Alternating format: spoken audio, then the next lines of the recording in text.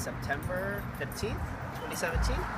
We got a 2006 Honda Odyssey with power doors, and there's a top roller, a middle roller, and a bottom roller, and this is the middle roller.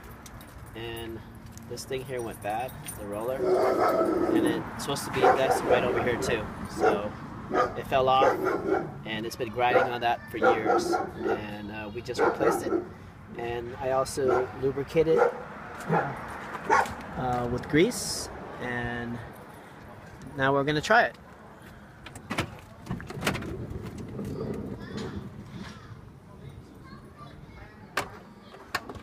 Feels very smooth. And here we go the other way.